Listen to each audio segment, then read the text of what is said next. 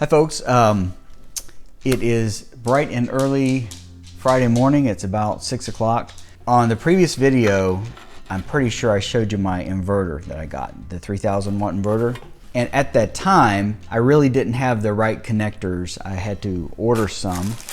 I couldn't, even test it. So this type of thing is what I had to order, basically. So because this battery here only has just the one post on it. A lot of batteries nowadays come with the one post and then some smaller ones, but so I had to get that. It's funny because I ordered a pack of 2 of these, and then they came in, and then the following day I was cleaning out my garage and found these 2, found 2 more.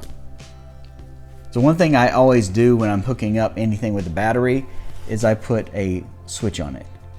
And what this switch does is it's just whether you're going to allow power to come from the battery into the device. That's all it does. And I don't, people say, well, why do you don't really need that? Probably don't need it, but I like to have it as just a safety thing.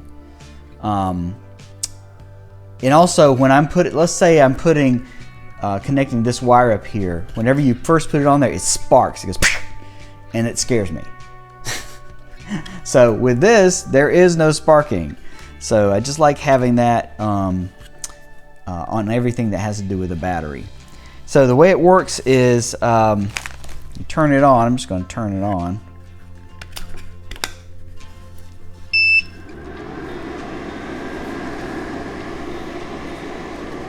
And the fan blows for just a minute or 2 and it cuts itself back off. But this one comes with the remote, a wired remote, and as you can see, it shows how much battery you have left, and how many volts you have. So we have 12.2 volts. I probably won't go too much below 12 volts or so. I would charge it up if that happened. But this has a little screen over here that you can tell how much power is being put out by whatever you plug into it. So I'm going to plug in a light I happen to have it right here, and let's see how it does. So this is just a work light. I mean, it's not going to use very much power, but at least it lets me know if it works or not. So I'm just going to plug it right into the inverter, and voila, it works.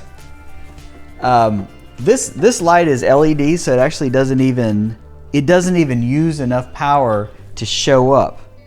It doesn't even show up on the screen. So I'd have to use something with a lot more power to even register on the inverter's screen. Now I know this will show up on the inverter screen. This is a griddle, and I like to take it with me camping because it lets me like cook eggs and stuff on it. I use this all the time. I use it here at home. So let's plug up the griddle here, plug that in, and then you can see on the screen the numbers moving.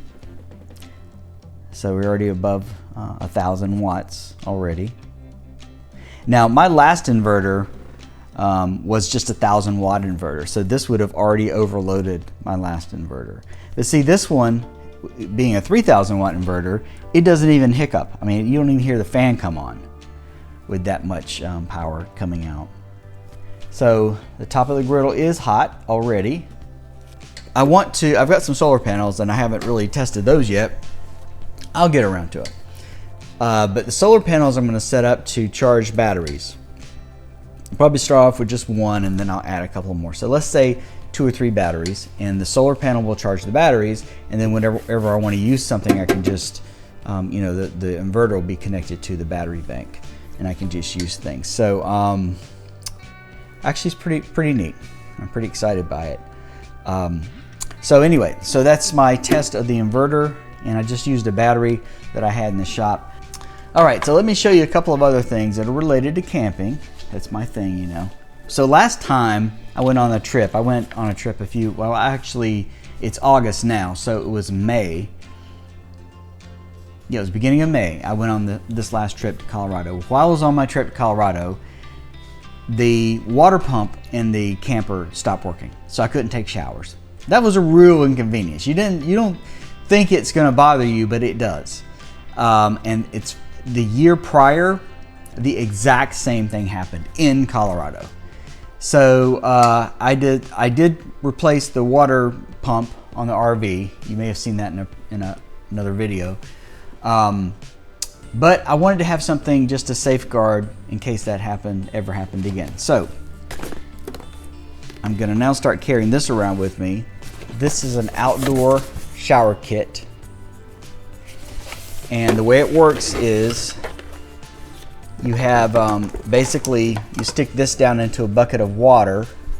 It's got a little pump on it, and then you use this, and then you do your shower like that. This runs off of a 12 volt, kind of a cigarette lighter thing. So I think I have a 12 volt connector, plug in the camper in the bathroom. But if I didn't, I could still use one of my EcoFlow battery pack. I could still use that to run it. So that's the first part that would get the water pumping. And then the second part is this device right here, which warms up the water. So you would have your bucket of water, get your bucket of water. It can be stream water, it can be, city water, whatever. And then you take this and you put it down in the water, and then you plug it up. And it even has a warning here, burning when lack of water. So you have to have it all the way down, the metal all the way down in the water. Metal, electricity, water, what could go wrong?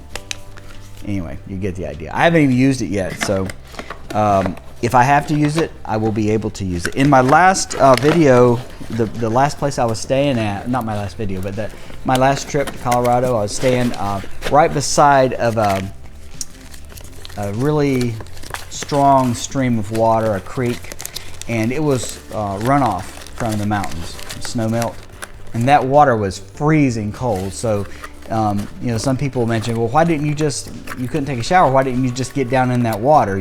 Because it was freezing cold, that's why. But today I could just use my bucket and just fill it out with water and heat it up, and then just use my outdoor shower kit, and I would be set. So I'm all excited, I'm getting all prepared. Once you travel, once you get on the road, it's hard to get stuff because the local place, the local hardware store won't have exactly what you need, or if they do have it, it's like really expensive. You generally can't order things from Amazon. People say, oh, you got that, the lockers and stuff. No, the last place I went to, the lockers, nearest one was like 2 hours or more away. So that's not feasible to drive that much just to go pick up one little thing. So a lot of these places, especially the remote places I like to go to, don't have the Amazon locker thing, surprisingly. All right, so something else I got, I told you I'm gonna be getting I wanna buy a new camper because I wanna live off-grid by the end of the year. And it's gonna be a nice camper, probably like a 30-foot camper, which is pretty good size. So I wanna have some kind of system out there so I can see what's outside the camper. So I got this outdoor Wi-Fi solar cam kit. And what I'm gonna do is, after I get the new camper, I'm not gonna waste it on this current camper. I'm gonna put it out there, and that way if I need to look and see who's outside, I can just look on the screen. With me, it's not so much who's out there, it's what's out there.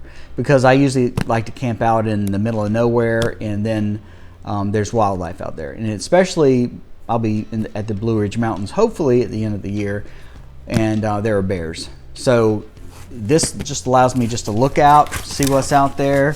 If the coast is clear, I can take the dog out there and do whatever I need to do. But it comes with 2 cameras. I'm not putting this up. It comes with 2 cameras, and this is what they look like. You mount them and they move. You can make them move back and forth, and they got infrared. And this actually has a battery built into it, so there's no connection needed at all. because it's wireless. It has a battery built into it, and so you get 2 of those cameras in this kit. And along with that, you get 2 solar panels.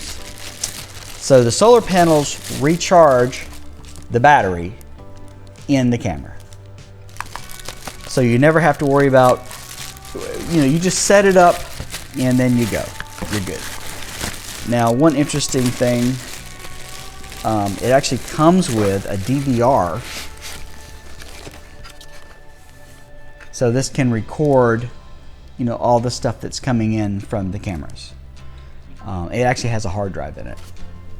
A little hard drive. That surprised me. Like, are we using physical hard drives now? But yeah.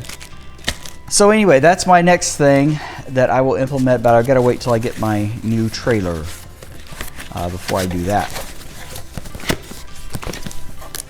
I know you all, like the last few times I've gotten on here, I've like shown you new things, and you all are probably thinking, well, he's got to be like a millionaire buying all these things. But actually, I'm just preparing for the future. I'm trying to get everything ready so I can do my escape, so I can escape to the Blue Ridge Mountains and start a new life.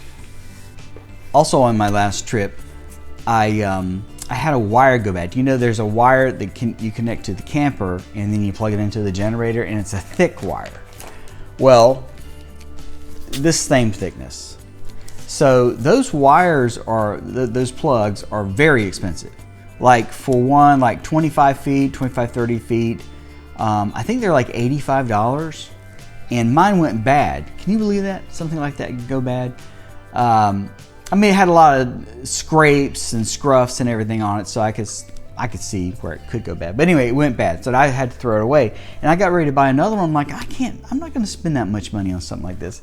So I have a workaround. I know you're going to think I'm crazy for this, but see, this is an adapter cord. This is an extension cord right here. See, it's an extension for an RV cord. The actual plug needs to look like this. So obviously this wouldn't work, but that's not that. So it needs to look like this. So these extension cords actually are fairly inexpensive. This might have been between $10 and $20. So what I wound up doing is getting 2 of the extensions, this one and this one. And what that allows me to do is vary the length of the cord, because I usually don't even need 20 or 30 feet. Usually I only need like 10 feet. So I got this adapter here, and this adapter plugs into here, and then it allows me to have my cord, and I have 2 different lengths I can use, and I didn't have to spend a whole bunch of money on a cord. So I do things like that. I know it sounds like craziness, trying to save that small amount of money, but I get that way sometimes. I'm like I don't want to get ripped off. I guess it has more to do with ripping off than it does anything else. Okay, finally, I'm almost done here. I guess early this year, I did some work on the camper and fixing some leaks and that kind of thing, and did some work on the ceiling and everything, and I still have not been able to get 100% of the leaks fixed. So we had all this past week, it rained and rained and rained, and so that gave me a good chance to see where it is actually leaking. And I found out that the back window, where the bathroom is, it was just clearly a leak from the window. Clearly a leak from the window. So I got some of this butyl tape. This came from Amazon, and it was about $10. So it wasn't, out of this world expensive. But this is waterproof tape, and it is so sticky. So I took the wrapping off of it, and it's just like glue. Like if I sat it down right there, I'd have to pull it to get it back up. When you store it, you practically have to either hang it or store it just like that, because it's just so sticky. But I'm gonna go, and I'm gonna take you with me a little bit later when it's more daylight, and put this on that back window of the RV, and that will seal it once and for all. It may look a little ugly, which probably will, but that'll seal it once and for all, and I won't have any leaks. So I'm going to look. They say in the later afternoon today, it may also rain again. So I might consider putting it some other places. I'm not 100% sure, because this is pretty big. This is 2 inches. So it's pretty obvious. It's not like people aren't going to notice it. And you know, that's the thing when you get camper. My camper's like 8 or 9 years old. You start seeing a lot of patches and stuff on the older campers, and it just makes it look terrible. But I can't have the leak. So that's what I'm going to be doing. And I'm going to have you join me for the last part of this video. Okay, so let's give this a shot. How about right there?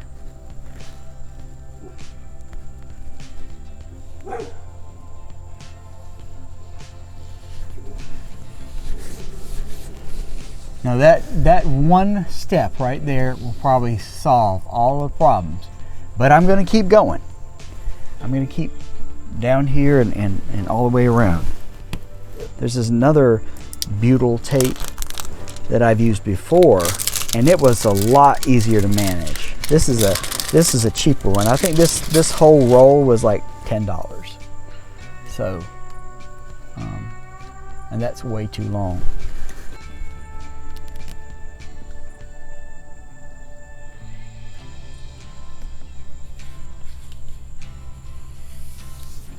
So what do you think? I mean, it looks cheap, doesn't it? But this window has just been my nemesis. I mean, this thing has caused so much leaking, this window. And, you know, I need to get it resolved once and for all. Well,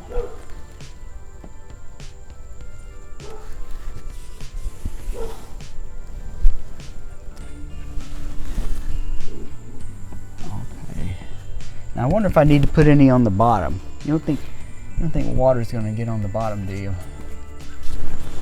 My goal is one day I want to sell this RV. I don't think I'll get much out of it. I'll probably ask for like $5,000.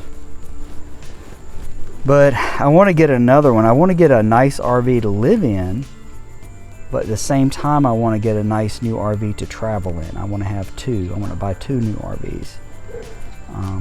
Because this one's just worn out, and I need one to travel with, you know. Okay, so I got the tape on there. So what do you think? As you can see from the bottom, I guess it looks okay. This tape is not coming off though. I mean, once you put it on there, it's permanent. Okay, folks. So that's all I have for you. Thanks for joining me and letting me show you all my camper stuff and all my projects. See you next time.